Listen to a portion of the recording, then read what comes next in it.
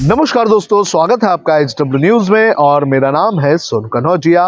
उत्तर प्रदेश में 7 चरणों में मतदान होने हैं और इस मतदान के दौरान हम पहुंच चुके हैं लखनऊ के हुसैनगंज में और यहां पर हमने कुछ लोगों से बात की और जानने की कोशिश की कि उनके दिल में क्या है। मुस्लिम समुदाय के ये लोग हैं और मुस्लिम वोटर उत्तर प्रदेश में बड़े पैमाने पर हैं। आइए जानते हैं कि इनका क्या कहना है, किसकी ओर इनका रुझान है। अभी एक ही मुद्दे पे वोट होगा, युवाओं के विकास के मुद्दे पे, जो सपा समाजवादी पार्टी कर रही है। बाकी किसी के पास वो ऑप्शन नहीं है। क्या नहीं, हम लोग समाजवादी की तरफ हैं, युवाओं के साथ की तरफ हैं, युवाओं के विकास की तरफ हैं। उसी सरकार में युवाओं का विकास हुआ है, बाकी किसी सरकार में युवाओं का विकास नहीं हुआ है। बाबा मुख्यमंत्री को तो 5 साल में युवा याद आते हैं जब इलेक्शन आता है, उससे पहले सब सो जाते हैं। आप ही देख रहे हैं वो कहाँ युवाओं के साथ हैं। लैपटॉप बांटने का समय आता है तो जब 5 साल का इलेक्शन ख़त्म होता है तब याद आता है उनको कि अभी लैपटॉप बांटना है।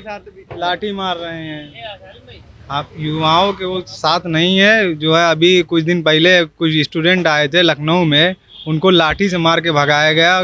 किसी का हाथ टूट गया, किसी का पैर टूट गया।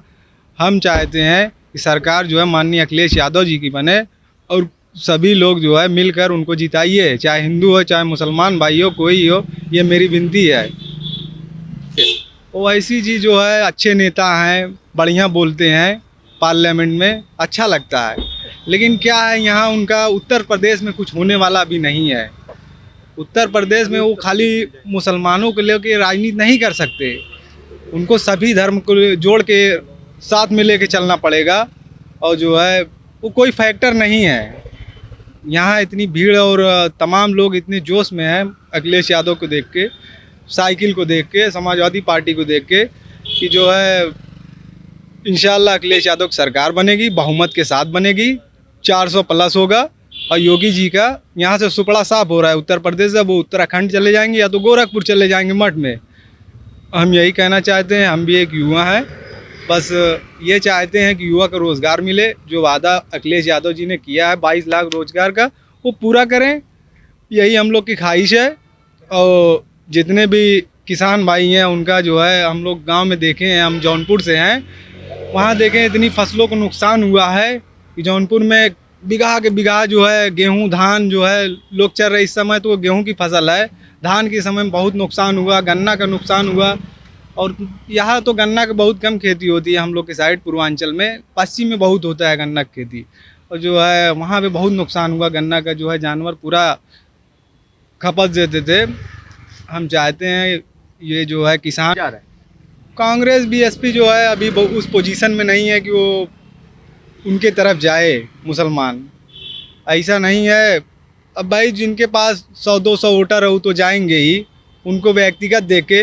बाकी हमारे ज़िले में जो है 9 की 9 विधानसभा हम लोग जिता के लाएंगे इंशाल्लाह जौनपुर से। अखिलेश यादव की हाथों को मजबूत करेंगे, अखिलेश यादव की सरकार बनाएंगे। मोहम्मद आरिफ नाम है। देखिए, ओवैसी साहब को तो हम ये कह, ऐसे तो हम भी मुस्लिम समुदाय से हैं, लेकिन जब इंसान घर से मजबूत होता है तब उसको बाहर निकलना चाहिए। अभी तो वो हैदराबाद में भी मजबूत नहीं है, वहाँ अपनी सरकार नहीं बना सकते, उत्तर प्रदेश में क्या सरकार बनाएंगे। उत्तर प्रदेश में सरकार माननीय श्री अखिलेश यादव जी की बनेगी और वही मुख्यमंत्री बनेंगे अब की बार। क्योंकि क्या है, उन्होंने ही सबसे ज़्यादा अब तक जो विकास किया है और युवाओं को नौकरी दी है, तो ये सब अखिलेश जी की सरकार में ही हुआ है। अदरवाइज़ ये जो जब से भारतीय जनता पार्टी आई है, जो 500 रुपये पेंशन मिलती थी, जो वृद्धावस्था विकलांग होती थी उन लोगों को मिलती थी, वो भी इन्होंने बंद कर दी है। लेकिन माननीय राष्ट्रीय अध्यक्ष जी ने कहा है कि अब हम उसको दोबारा बहाल करेंगे और 500 रुपये को बदल करके उसको 1500 रुपये अब हम देने का। देखिए, मुस्लिम कम्युनिटी नहीं जाएगी, वो विकास की तरफ जाएगी।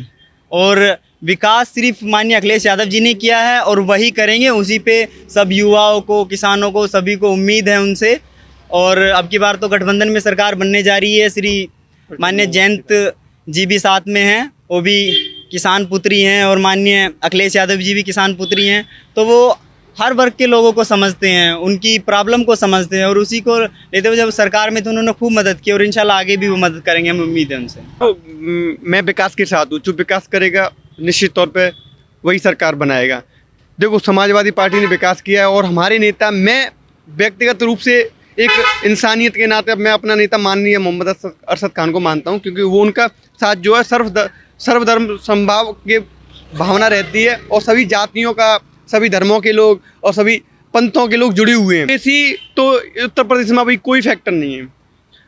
मेरा मानना है कि ओबीसी अभी यहाँ अपनी नींव मजबूत करें। कहते हैं ना, जब नींव मजबूत होगी तभी घर बनता है, तो उनको भी नींव मजबूत करनी चाहिए। और दूसरी बात रही आपकी, जो आप कह रहे थे कि भाजपा ने युवाओं के लिए बहुत अच्छा कार्य किया है, वही जो बोलते हैं कि इलाहाबाद यूनिवर्सिटी में निर्दोष स्टूडेंटों को पिटवाया, वहाँ जाके लट पड़ रहे हैं, वहाँ किसी के हाथ में एक बंदा, मैं सिविल सर्विस का स्टूडेंट हूँ, एक बंदा कह रहा है कि सर मुझे पटवारी और लेखपाल से इनसे कोई मतलब नहीं है, ना ही मुझे कोई एनटीपीसी पे जो भी दंगा हुआ था, तो एक बच्चा बोल रहा है कि सर मुझे तो कोई मतलब ही नहीं है, मैं तो यूपीपीसीएस का छात्र हूँ। और जबकि उसे क्या मतलब एनटीपीसीएस से, तब भी उसको निर्दोष मारा गया, उसे इतनी लट दी है, उसमें क्या है? यही युवाओं का विकास है।